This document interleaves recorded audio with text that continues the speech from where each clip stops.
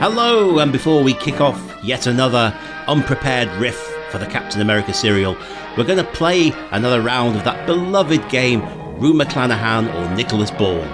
I'm going to show you photographs of either Rue McClanahan in the film Starship Troopers or Nicholas Ball from the late 1970s TV detective series Hazel, and you have to tell me which is which.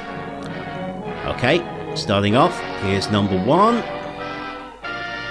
No, you're right, that was Rue McClanahan. Well done. Okay, let's try and make this a little bit harder. Here's number two.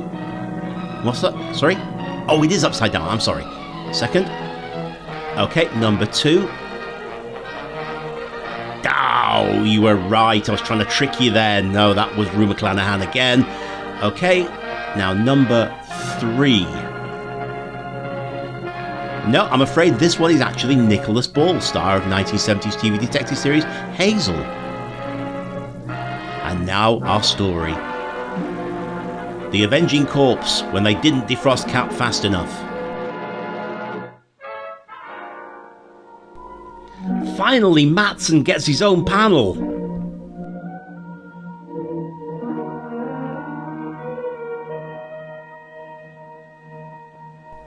This is going to be a barn burner of an episode. I can just feel it. And also I saw this bit in the cliffhanger of the previous episode. You know, where the barn burns.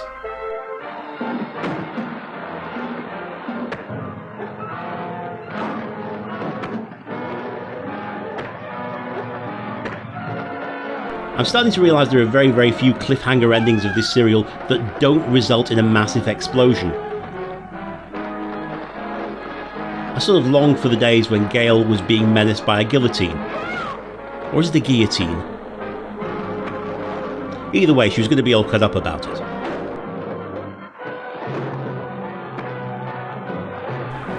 So if I'm right, as far as I can remember, this chapter takes place 5 years after the snap.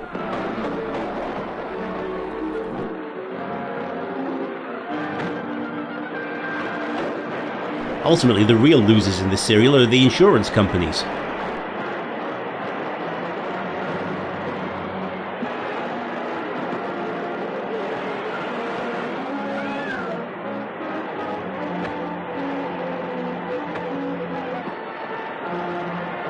I'm really terribly worried about what the people who own that barn used the trapdoor for.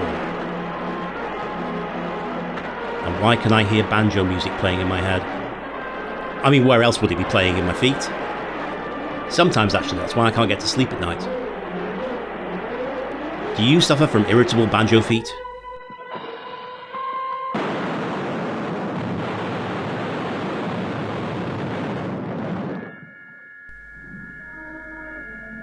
We see these cars in every establishing shot. They're just lost. The barn spoiled all chances of tracing Scarab's men. Oh, Gale? Have you gentlemen seen this? How many holes in Blackburn, Lancashire? Sure, why not? Dr. Clinton Lyman, brother of the late Professor Lyman, who was a victim of the Purple Death, will demonstrate his latest invention at his home tonight. Well, if it's the secret of perpetual life, why is his brother dead? Within certain limits of time. Witnessing the demonstration will be Lyman's fellow members of the Mayan Explorers Club.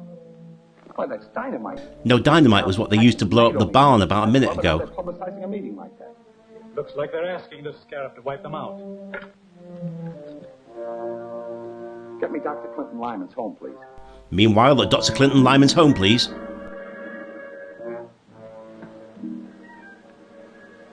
Hello? Yes, I look like Alfred the Butler, but I'm not.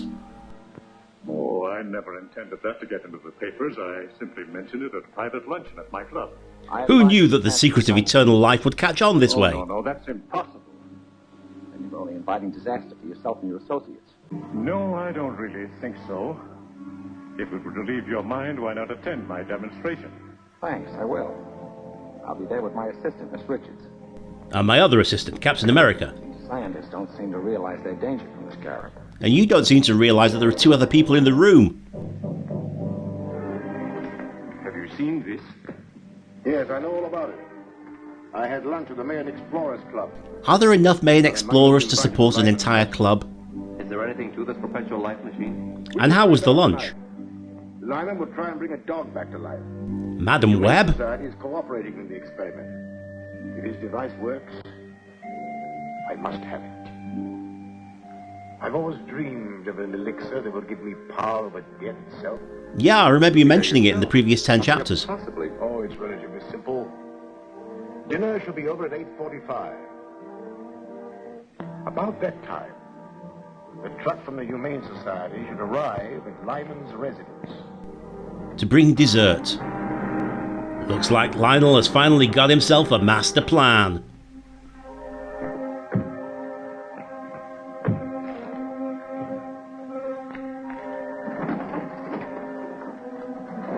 Remember, don't do a thing until you're sure the demonstration's a success. Right.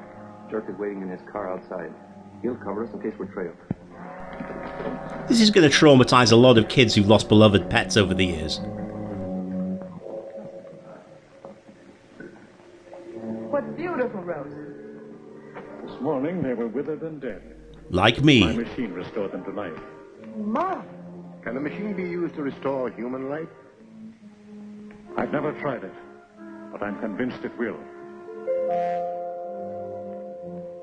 That must be the men from the Humane Society. I recognize their ring anywhere. I hope everybody's eaten up because there's dead dog coming through. Put it here, please. Humanely though, because you are from the Humane Society.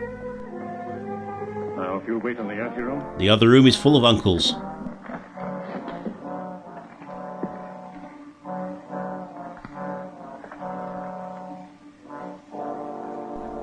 It's Bob Carroll G. Split the Dog.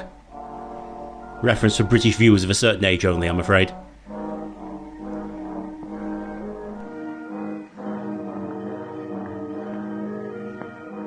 Well, speaking broadly, gentlemen, This dog is the dead. principle of my machine is based on the diathermic method of inducing fever by high temperature. This results in the electronic resuscitation of the circulatory system. It works in conjunction with this serum, which I inject into the vital organs. Mine, strangely enough, not the dog's. It's just how I like to get down of an evening. Just once I'd like a night out that didn't end with me staring at a dead dog. Is that too much to ask? Of course, if the subject has been dead too long, Isn't the guy stood next to him the voice of Piglet in all those Winnie the Pooh cartoons that Disney made? Colin Clive is watching this and going, meh, done it. Come on, you lousy bitch.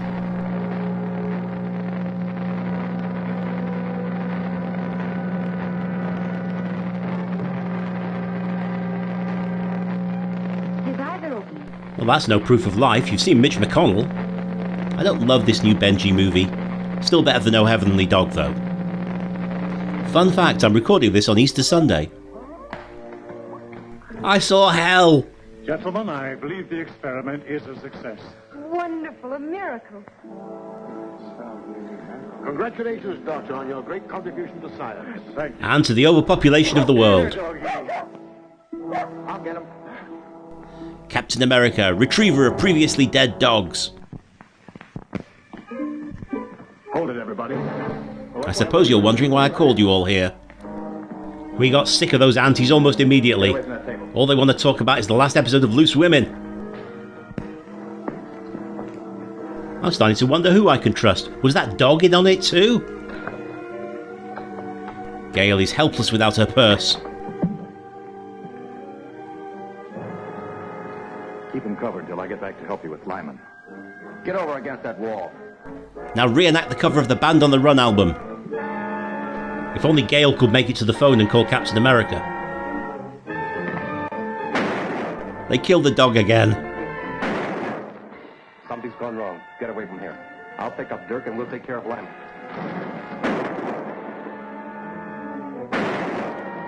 Now when he's Captain America, he drops his gun almost immediately. Is it possible the gloves are just too slippery?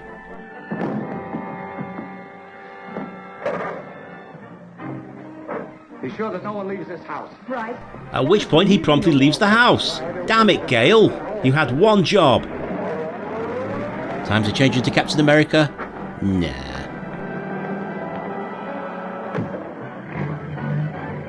All of a sudden I feel like we're watching a short on road rage. I know we're a ways off the end yet, but I think I know exactly how I would like this serial to finish.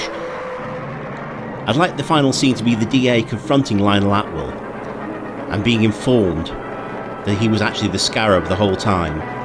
And instead of there being like a big fight scene or even an arrest, the DA just shakes his head and tells Lionel how very, very disappointed in him he is. And then he turns and walks out of his office in the Drummond Museum. And then the camera focuses on Lionel for a full minute. And then the words, "The End," appear. I think it will be a valuable life lesson for the younger viewers, how to deal with those deeply uncomfortable moments in life. Like the whole Will Smith slapping Chris Rock incident at the Oscars. I mean, that was years ago and I still don't know how to feel about it. I am not looking forward to the next Bad Boys film. Not because of that, I've just seen the trailer and I'm not looking forward to it. Oh, it's turned into one of those parties. Steve Rogers wouldn't put up with this shit. Luckily, he's nowhere to be seen in this serial. What happened? 2 masked men broke in, tied us up, and took Dr. Lyman away. Dr. Melder was hurt trying to resist them. Tore the mask off one man. It was Matson. I didn't see the other man's face, but if I ever see him again, I'll know him.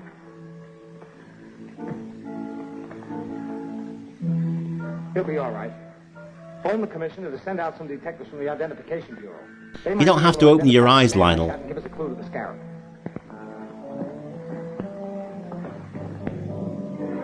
Closed for renovation. Lyman's at a research laboratory, and Hunt got through with the machine safely. We really outfoxed the DA this time. Not entirely.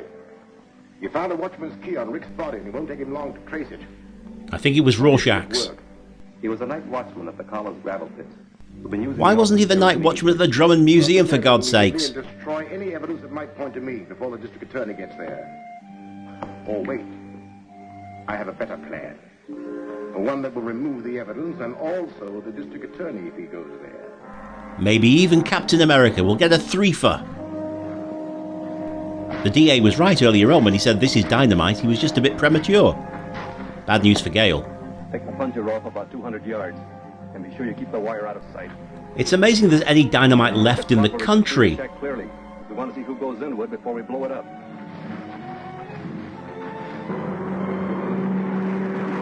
I'll jump off about 100 yards from the entrance. Keep going. You know what to do.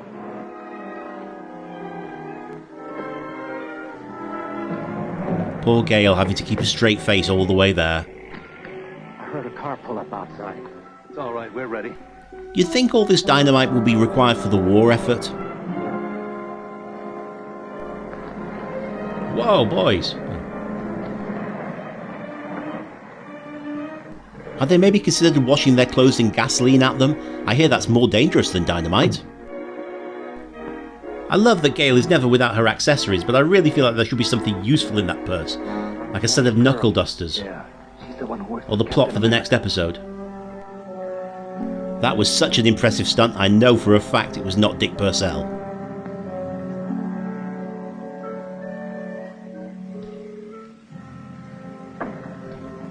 Shall I blow it? No, wait a minute. Let's just stay good friends. He'd never let her come out here alone. You're right. Get your hands up. Something tells me Cap's about to drop his gun. And bingo. This would never happen to the DA.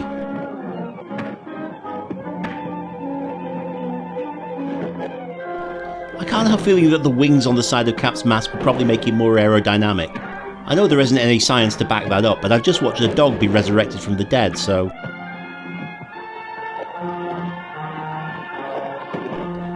Luckily, Cap's flab deflected the log. Gale seems to have learned no lessons whatsoever from walking into a barn that blew up seconds later in the previous chapter. If somebody doesn't throw an axe in a minute, I swear to God.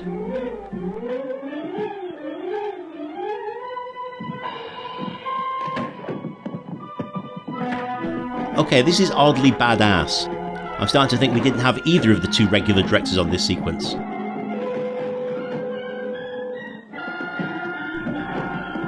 I hope Cap's tights have a breathable cotton panel.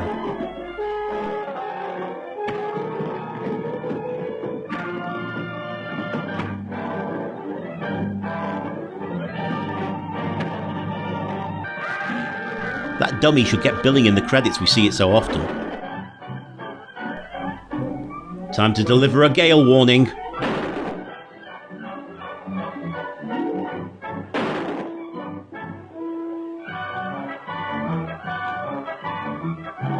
I have notes. Looking for his dead dog.